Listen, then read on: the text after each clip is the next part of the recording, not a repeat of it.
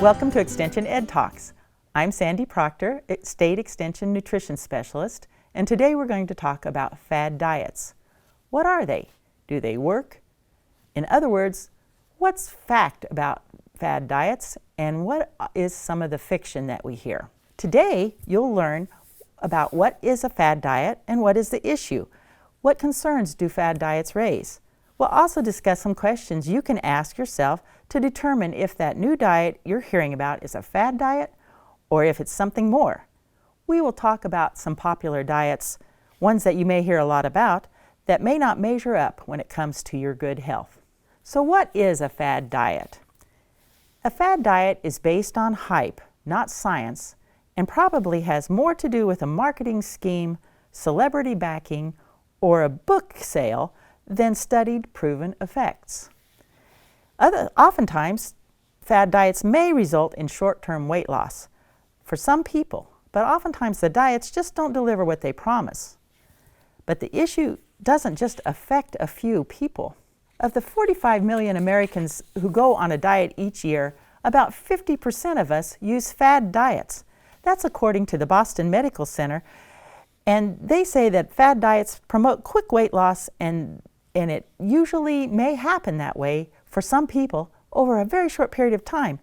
But that's because they're crash diets and they involve unhealthy, unbalanced eating plans. Fad diets are plentiful, so there's always something new to hook people in. Many times, fad diets will roll out with a new book or a celebrity endorsement or even sales of cookwares or food items. Because most fad diets have little, if any, research or science behind them, they may not work. At their worst, they may cause harm to people who follow them, believing the hype, believing the recommendations. Most of the weight loss from fad diets is water loss, which can happen quickly when anytime eating patterns change and aren't really due to the diet itself. This may result in temporary weight loss, and it's also often followed then by a quick weight regain. This can result in yo-yo dieting, where people will lose weight and then regain the same weight over and over. And this can be really harmful to our health. So there are some telltale signs to note if a diet may be a fad diet. And here are some of the questions we can ask the next time we hear about a new diet plan to see if it's too good to be true. The first one, does it promote a quick weight fix? Is it something that says the pounds will melt off or you'll lose weight really quickly? Just try this amazing XYZ diet, ABC, and the pounds will just roll away. Chances are that should ring a bell in our heads. It didn't take us overnight to gain the weight, and we're probably not going to lose it overnight as well. Does it promote magic combinations or effects of foods? Are there certain things that you can eat together that will magically melt off the fat? Or are there certain foods that if you repeat them day in, day out, that you will magically lose pounds? A lot of diets are based on fads like this, and people seem to believe it. But part of the truth behind that is if you have to eat the same thing day after day, chances are you're going to tire of it and begin to lose weight. So those aren't usually a safe way to lose diet. A healthy diet doesn't ask us to exclude entire food groups. Does it imply that food can change body chemistry, actually change you to be more likely to lose weight or stay slim or rebuild that youthful figure that you had earlier in your life? Those types of promises are not based on anything that is supported anyplace by science. But a lot of diets will promise this. And another thing that is out there now is that a diet is specific to you because of your body chemistry. And we're going to talk about some of those that maybe are specific to what your blood type is, for example. Other examples are, does it exclude or restrict entire food groups like carbohydrates? This can be very unhealthy depending on how strictly you follow or adhere to the diet, because carbohydrates, for just an example, are used as the main fuel for our body. So while decreasing some of the carbohydrates in our diet may help all of us cut calories and eventually lose weight,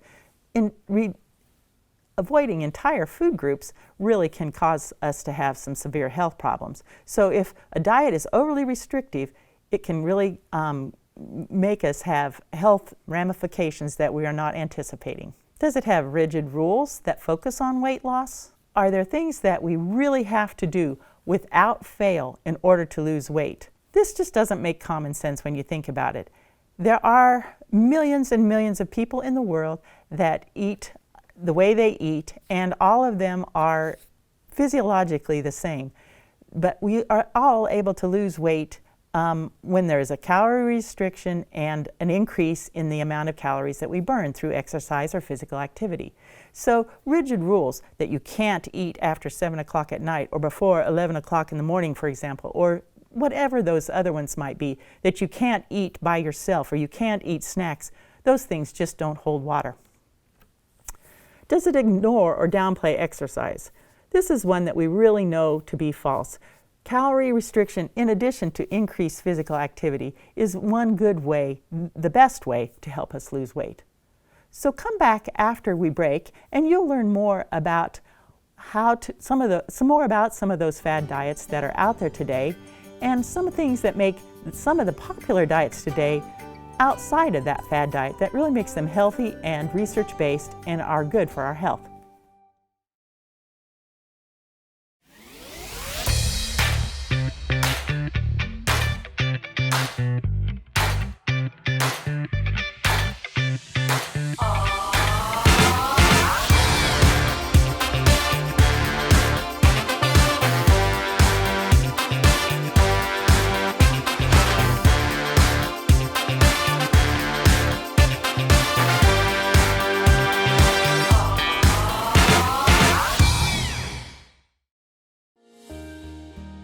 Trust Rogers & Associates Insurance to keep your peace of mind through all the seasons in life. Whether you're cozy at home memory making with your family, on an outdoor adventure with the top down, floating on a boat, or in the middle of harvest, we can customize an insurance plan that's perfect for you. For all the seasons, we've got you covered. Call us or visit us online to learn more today. Hi, I'm Sandy Proctor with K-State Research and Extension, and today we're talking about fad diets. Before the break, we talked a little bit about how we can know if a diet is a fad diet or not. And there's one more rule that we need to keep in mind. Is someone selling something? If the diet that you're interested in comes with a book or a plan or maybe some special cookware or some supplements or food that you need to purchase, chances are it's not the most sound diet and really isn't based on the science that the research today supports about diets. Remember, some of the most well-researched diets and the best ones that are found to be best and soundest for us are actually available free to all of us through the U.S. government and the MyPlate recommendations. MyPlate is a culmination of all the sound diet research that's gone on and really takes the best of what we know and puts it into a sound diet that's available to all of us at no cost. Here's some examples of some fad diets that we've heard about in the past. And some of you may have questions about, do these work? Well, what about this one? And so we're going to talk about a few of those today. Just to name a few, one of the first ones I want to talk about is volumetrics. Volumetrics is a diet that was created by a faculty member at Penn State University, and it talks a lot about how full you are. And the idea is quite simple, is to eat foods that provide the most amount of nutrition for the least amount of calories. On this diet, food is categorized into 4 different food groups, from least energy dense, meaning things like broths or soups, all the way to most energy dense, which are the things that probably we should avoid, like butter, sweets, and chocolate, say, for example, high-fat chocolate and cookies. The goal for the majority of the diet is for you to consist of lower density foods, allowing you to feel full on fewer calories. Is it safe? Well, the volumetrics diet makes sense. And it is good sense to fill up on low-calorie foods. That's a proven way to lose weight. But the thing that can be concerning about volumetrics, if you focus too much on one singular food group, like if you have broth soup day after day after day, you may be excluding some really important nutrients. So diet variety is important, and that's one thing to be concerned about with the volumetrics diet. Another diet that I wanted to talk about, because we hear so much about it, is the keto diet. This stands for ketogenic diet, and this is a very low carb, high fat diet. And this eating plan has been used for centuries. I was surprised to find this out. While it's a fad diet of today, it's actually been around for hundreds of years. In the 19th century, it was used to help control diabetes. And in 1920, it was introduced as an effective treatment for epilepsy in children in whom medication was ineffective.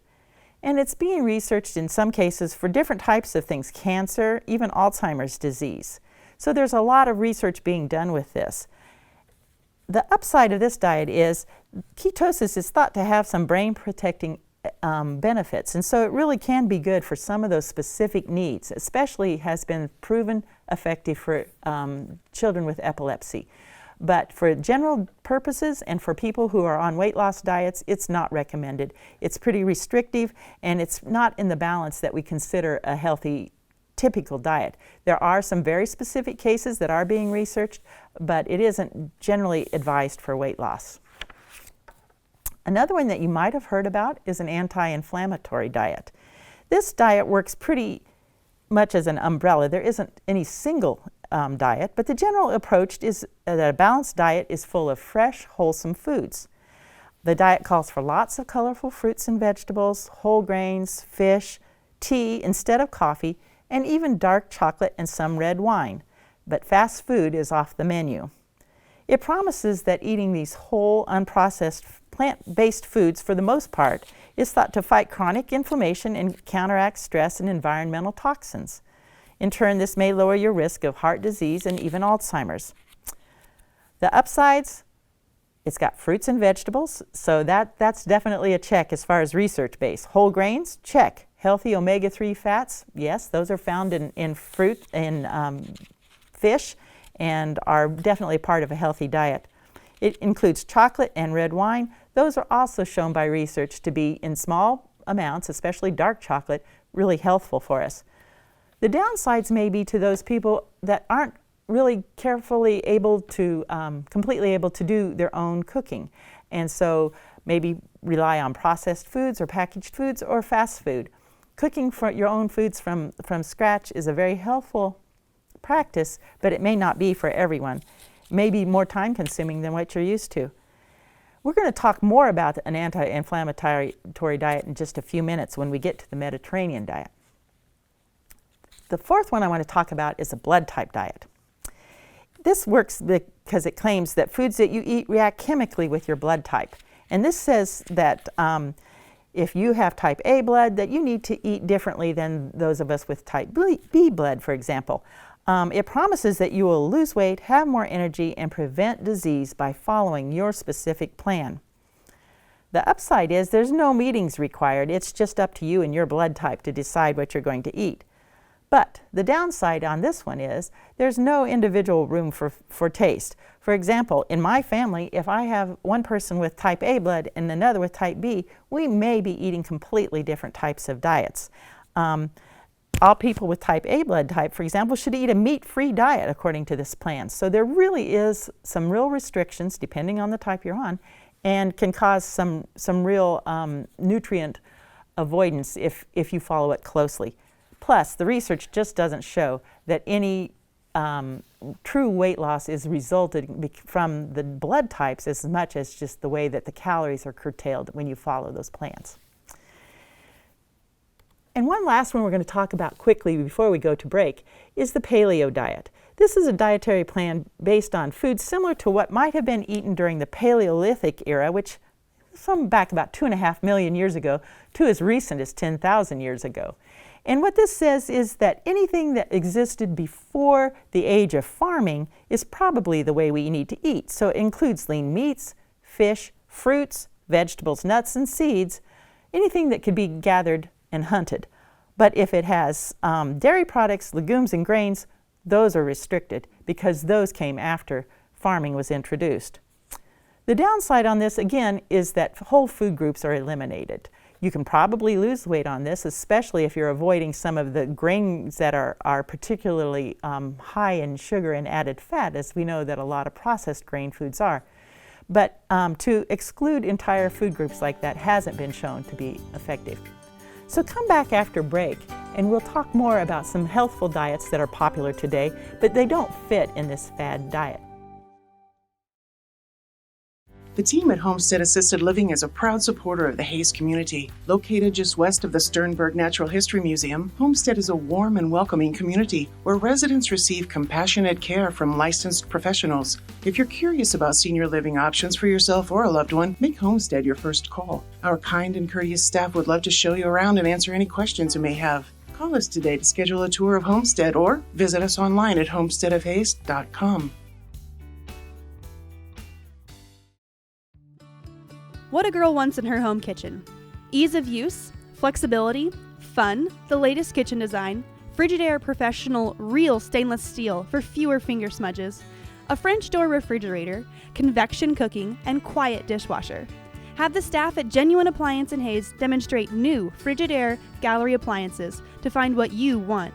Genuine Appliance at 1224 East 27th Street in Hayes. Everything a girl wants. Welcome back to Extension Ed Talks. I'm Sandy Proctor, and today we're talking about fad diets. Before the break, we were talking about some of those fad diets you might have heard about and some of the places where they fall short. Well, now I'd like to switch gears a little bit and talk to you about some popular diets that really don't fall in the line of fad diets. They have a lot to offer.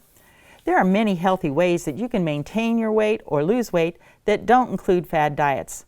Eating whole healthy foods and treats in moderation during times when your body is most active is an excellent approach to healthier eating and losing weight.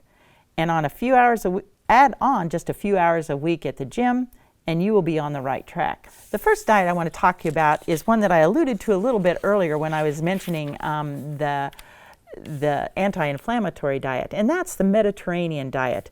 It's rich in whole fruit, vegetables, whole grains, fatty fish, olive oil, nuts, legumes, and some red wine and dairy, and that dark chocolate we talked about earlier, because it's a balanced way of eating. It also focuses on choosing whole, plant-based foods and has an emphasis on being active every day. One of the things that goes beyond just the diet with the Mediterranean diet is that it's really a lifestyle. And so in addition to encouraging healthy exercise, it also encourages you to be together, socialize during your meals, get together in groups and have meals together, that there is more than just the food itself, but the quality of the situation while you're having your food that is really important to health.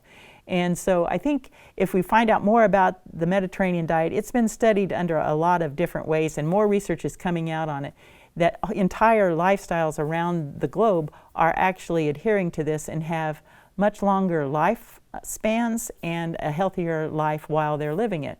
It really isn't a matter of restricting any food groups completely, but more in moderation in some groups like red meats, and an emphasis on some of those foods that we might not think to emphasize, like fruits and vegetables, nuts, legumes, and some of those plant-based foods. Another healthy diet that you might hear about that started off as sort of a fad diet, in fact it does have its own book and diet plans, is the DASH diet.